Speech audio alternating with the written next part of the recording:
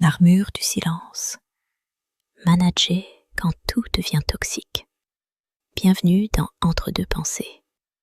Dis-moi, est-ce que ça t'est déjà arrivé de te sentir fatigué, rien qu'à l'idée de franchir une porte? Pas à cause du travail, pas à cause des responsabilités, mais à cause de l'ambiance. Ce poids invisible, ces tensions silencieuses, ces regards, ces non-dits. Aujourd'hui, on ne va pas parler de performance, on ne va pas parler de productivité, on va parler de survie. Comment rester professionnel quand l'environnement devient toxique? Quand tu dois avancer, entouré de comportements qui te tirent vers le bas. Et surtout, comment transformer quelque chose de simple, le silence, en véritable armure, identifier le cirque. Il y a une chose importante à comprendre. La toxicité ne se présente jamais clairement. Elle ne porte pas d'étiquette.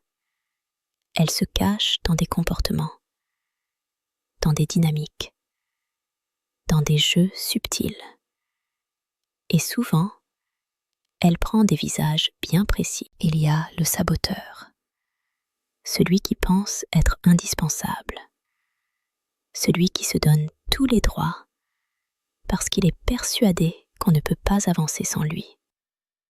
Mais ce qu'il oublie, c'est qu'un contrat peut s'arrêter du jour au lendemain. Alors, il crée du chaos.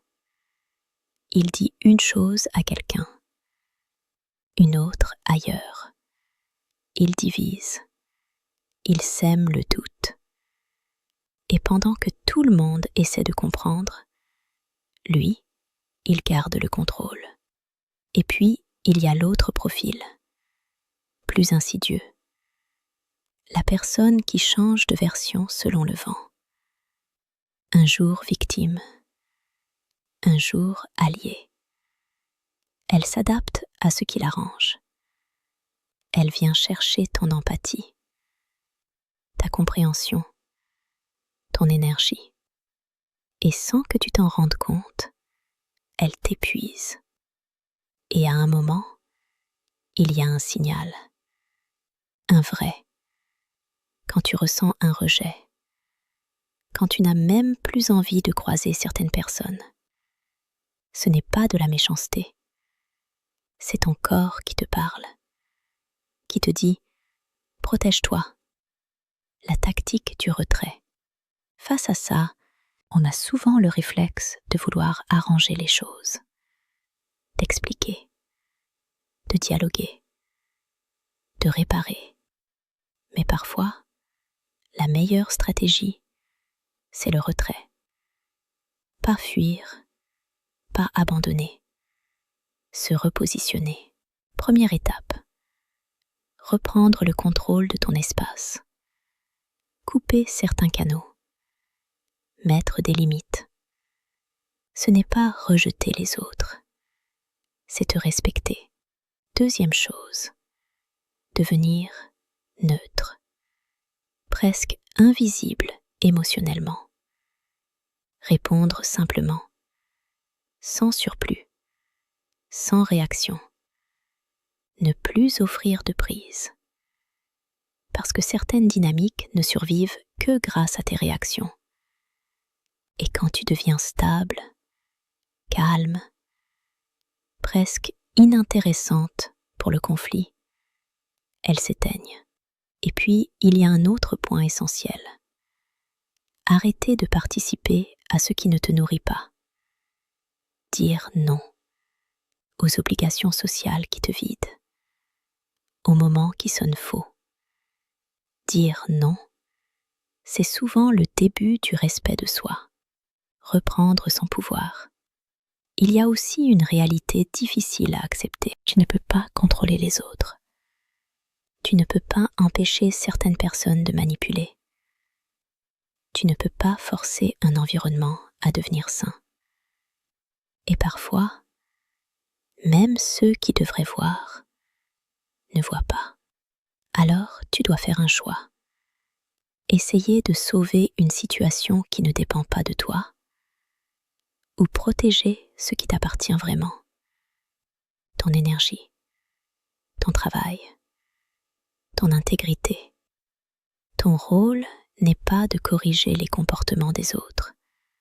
Ton rôle, c'est de rester aligné dans le chaos. Et ça demande de la lucidité.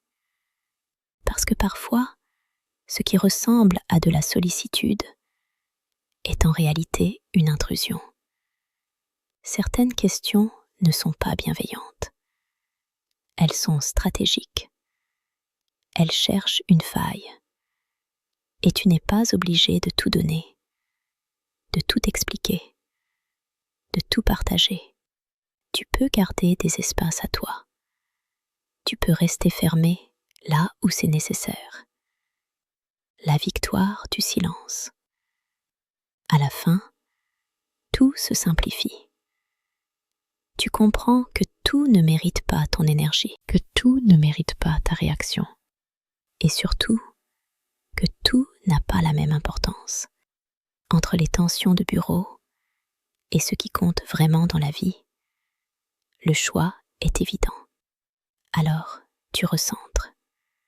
Tu fais ton travail. Tu le fais bien. Tu restes droit. Et tu deviens sélectif.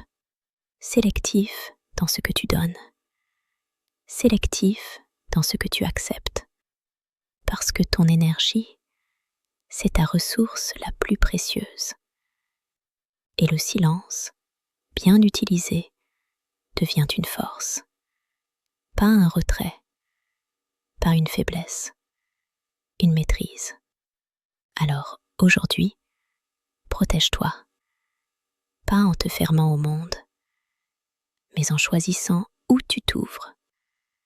Sois irréprochable dans ce que tu construis et discret dans ce que tu ressens. Parce que parfois, la meilleure réponse, ce n'est pas de parler plus fort, c'est de ne plus répondre du tout. Prends soin de ton énergie, elle est précieuse. À bientôt dans Entre deux pensées.